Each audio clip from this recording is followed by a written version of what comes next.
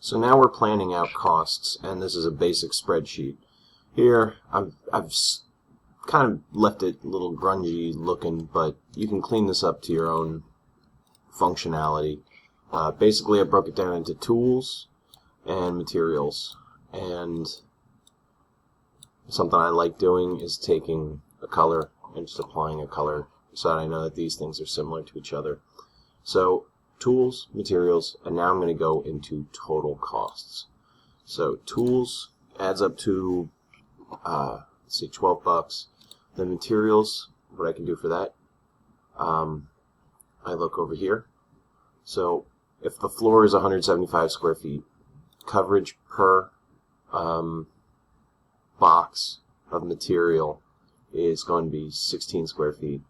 I would need to order 11, but then here I added this formula. Generally when you're doing flooring you want to have extra on hand, and I've seen 15% more recommended, so I round that up, put the price per container, and there's a cost. But I'm not going to use this number because I want to keep it as a single purchase, so I have to make that 13. They're not going to sell me a partial package. So here, $338. Taxes, it's going to equal the sum of these two things. Let's say C10 plus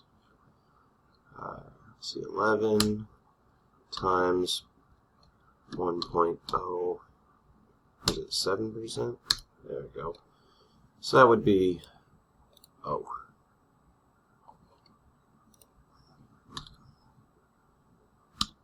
there we go, 0.07. So those are my taxes, and total equals sum of these. Boom. That is now my total. I'll just mark that in yellow. And what's great is I can take this spreadsheet and I can go right to a Google site. So I can go in here, and now I'm going to add from my drive. That pops this thing up. I wonder if it... folders. Not in the folder. What I need? Test spreadsheet. So let's go test spreadsheet. And there it is. I can just double click it, and it inserts that spreadsheet into my site. So you would give it a little heading, whether or not it be in the spreadsheet or not. But that is your task today. You are going to collect out the prices of things. You're going to link the website. And that's very easy to do. And there's a reason why I chose this spreadsheet. Well, let me pause this. So the reason why we use this spreadsheet is that it is very handy. Just copy that, go to your spreadsheet. I can plop the link right in there, and then I go to my website. Let's see.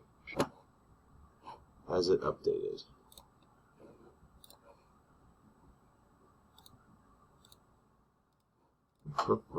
There we go. It's updated.